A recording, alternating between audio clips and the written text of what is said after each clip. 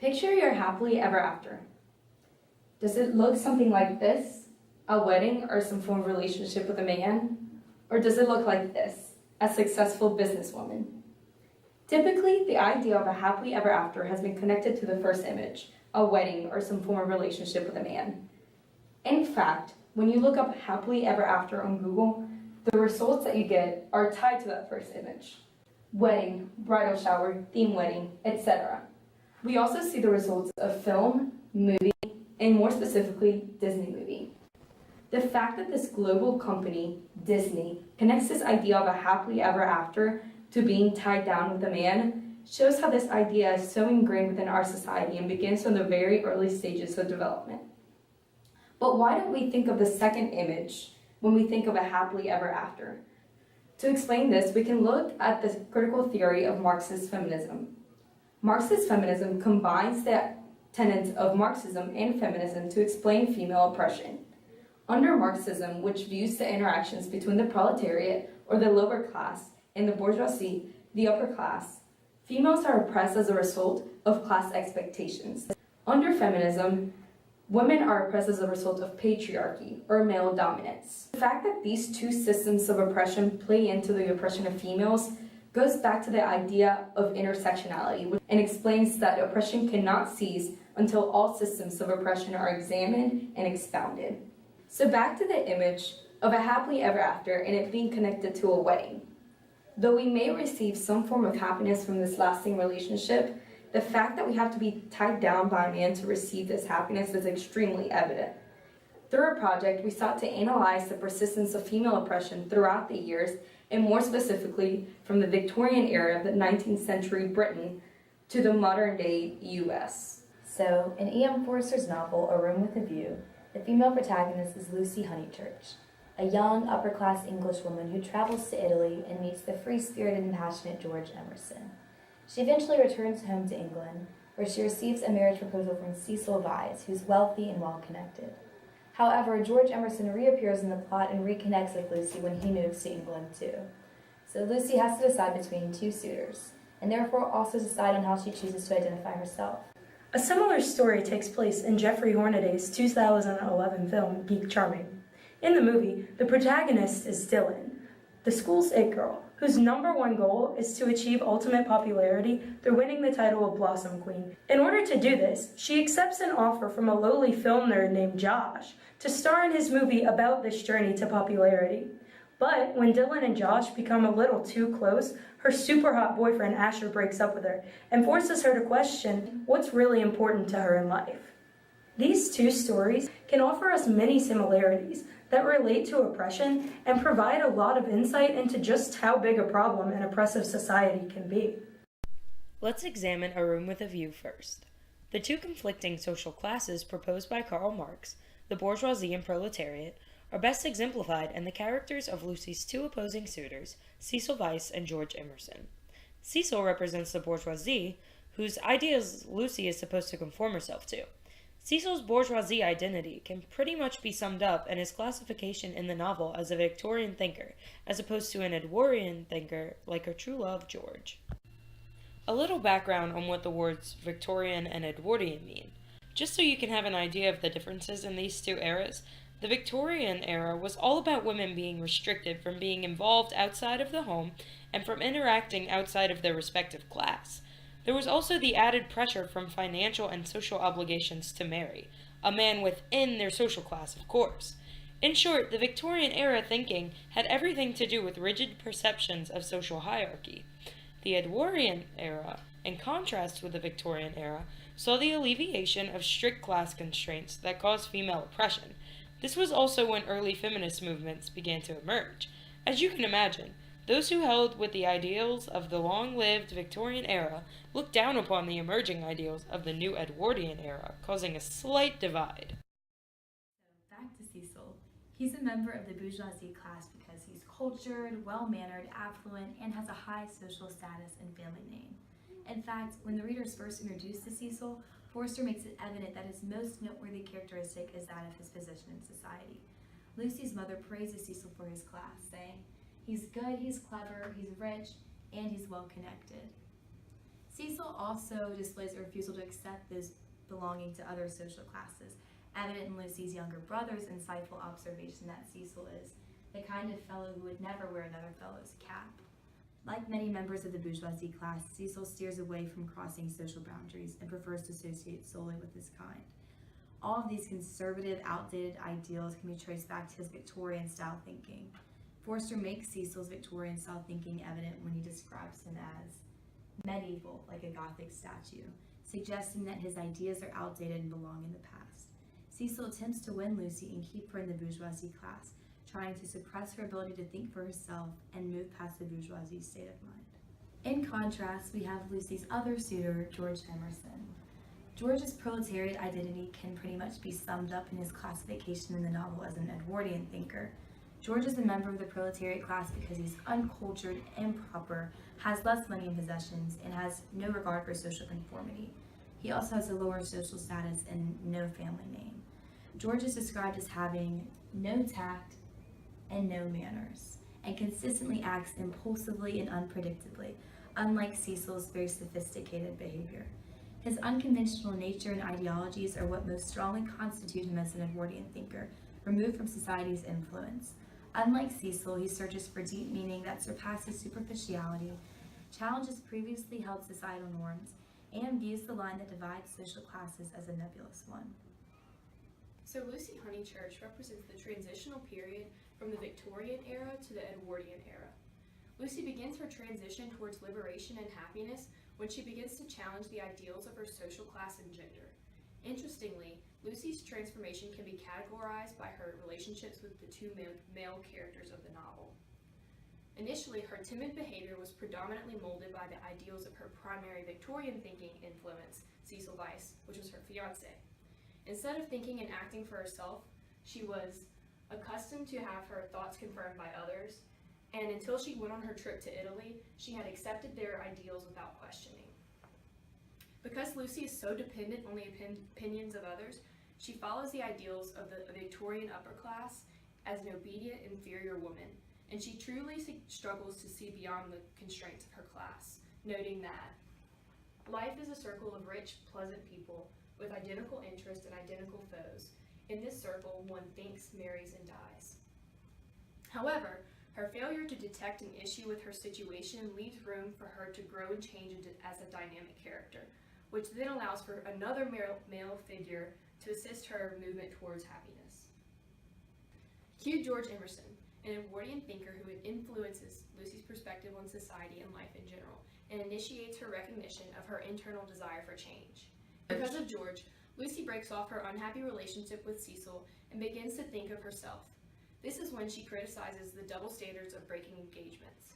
She says, "If a girl breaks off her engagement, everyone says, oh, she had someone else in mind. She hopes to get someone else. It's disgusting, brutal, as if a girl can't break it off for the sake of freedom."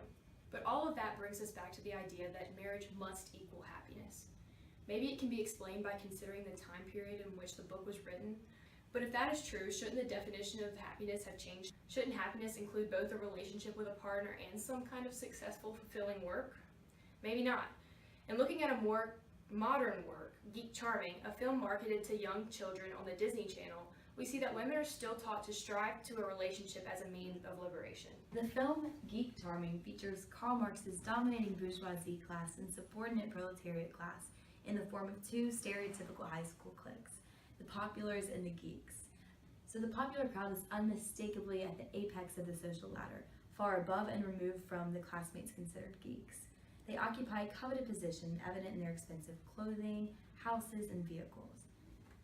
Dylan lives in a mansion and drives a convertible. Can it get any more cliche?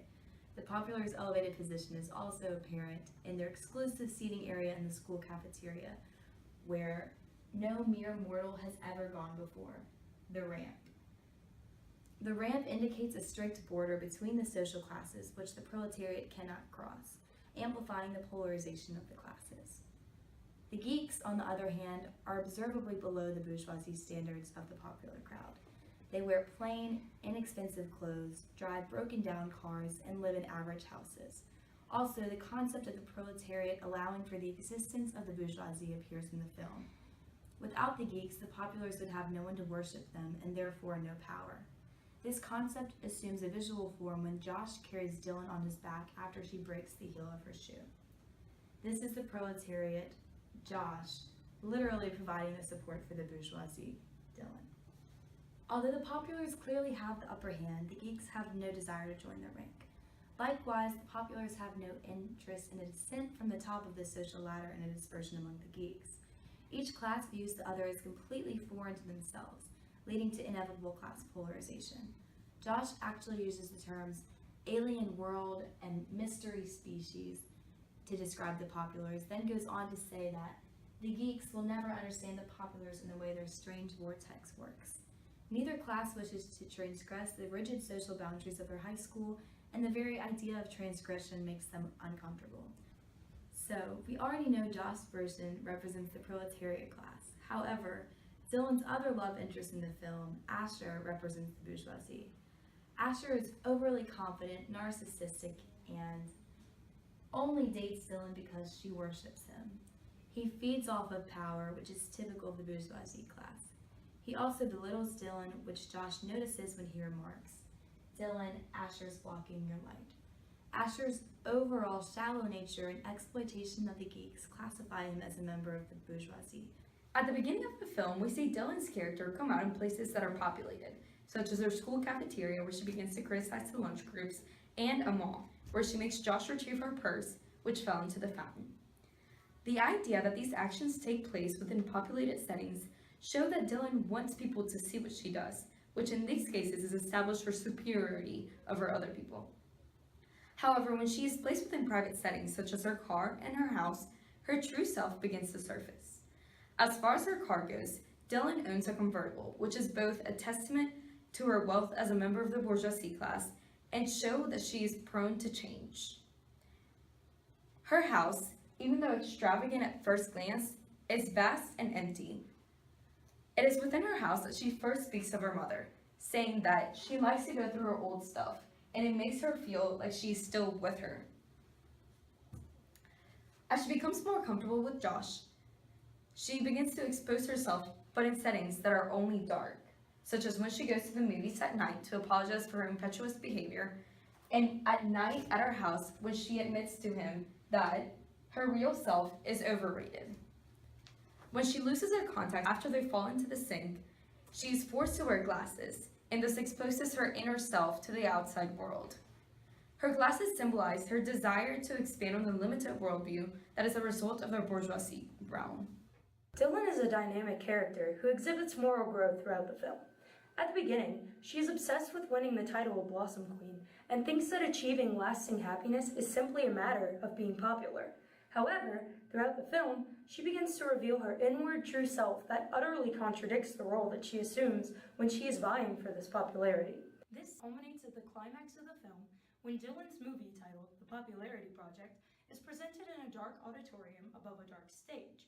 Despite her initial excitement upon entering the auditorium, the film instead embarrasses her because it focuses on how superficial her original goal of becoming Blossom Queen really is.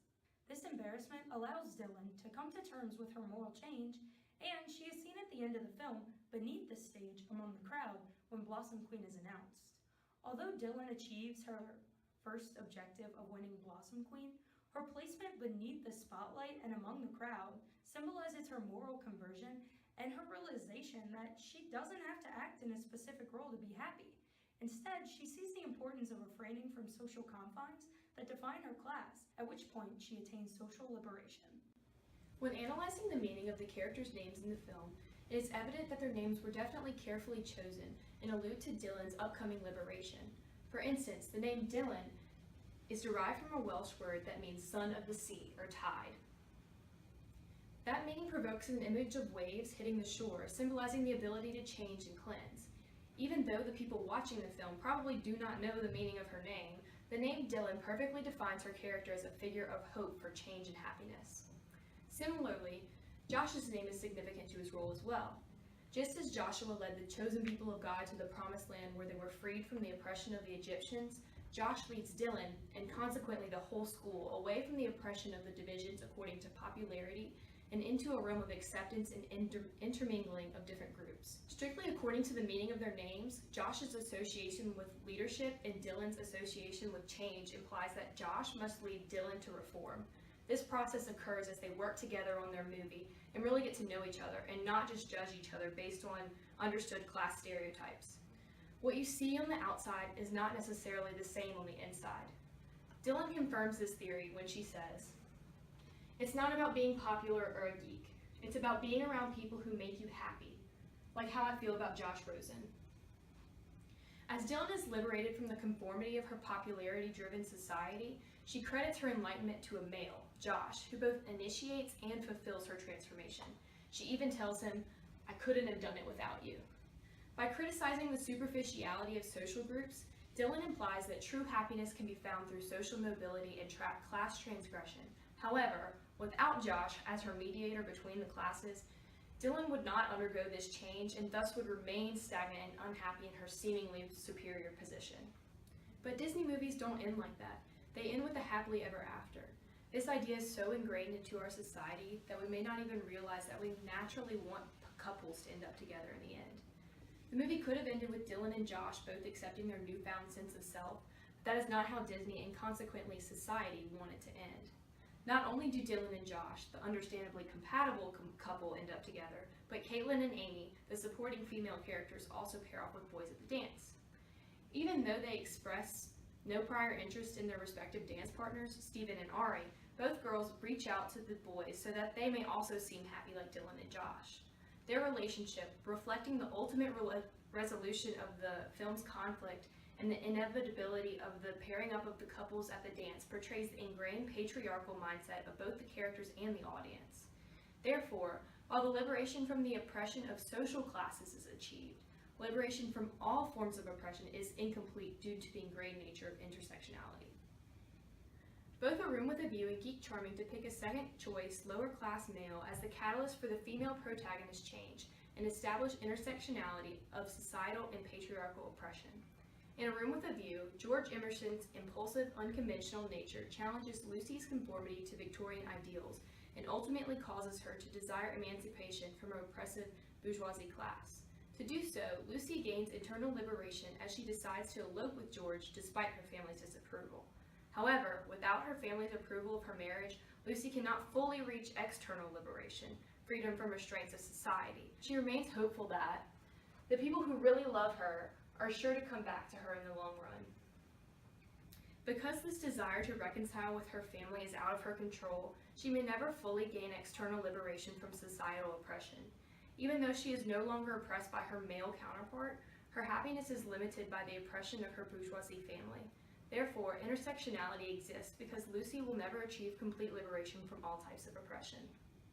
Similarly, in Geek Charming, Josh Rosen's film production process exposes Dylan's true character, breaking down her walls and eventually reassuring her that following the rules of popularity will not make her happy or fulfill her goals. Josh's role in exposing the truth of popularity directly critiques the high school social structure and thus makes everyone reevaluate its importance. By doing so, Josh eliminates the issues of the class system, thus freeing Dylan from her popular expectations. She and Josh set an example of class transgression that seems to make everyone happy. However, even though the class system is abolished, Dylan and the other girls have to pair up with boys at the dance in order to be portrayed as happy, giving the story a happily ever after ending. Much like Lucy will never obtain complete liberation because her family disapproves of her marriage, the girl's dependence on boys to obtain happiness at the dance is due to the intersectionality of oppression. So back to that first original wedding image. Has the definition of happiness changed to adjust with new social patterns? From a woman's perspective, does it include any other requirements other than a relationship with a man? Not really, and that is partially due to the media, especially films targeted towards children, continuously portraying happiness in a very limited way. Children are like sponges. They absorb what they are exposed to, and if one of the major entertainment resources is television, what they watch on TV is what they know is truth. In turn, people, especially girls, may grow up with a restricted worldview on what it means to be happy and fulfilled, because they only know what society has taught them to believe is happiness. Even though almost 200 years have passed since the writing of A Room with a View and the production of Geek Charming, the same conflict of defining one's own happiness independent from class distinctions in a patriarchal society remains a problem in today's world. Identifying this issue led us to realize that female oppression still exists in the same ways that it did 200 years ago. We never really realized until this point the extent at which female oppression is so ingrained in society, to the point of making the audience's ultimate desire to be that of a female character to fall into the system of patriarchy as a form of liberation. We now perceive the importance of defining our own happiness by our own standards, be them whatever they may be. We all seek happiness, and endless forms of happiness amount. It is up to us to determine what it is that makes us happy, to determine our own given purpose, and to break away from conforming to the idea of happiness as dictated by society. We are what we want, and we cannot be who we truly are until we define our own desires by our own terms.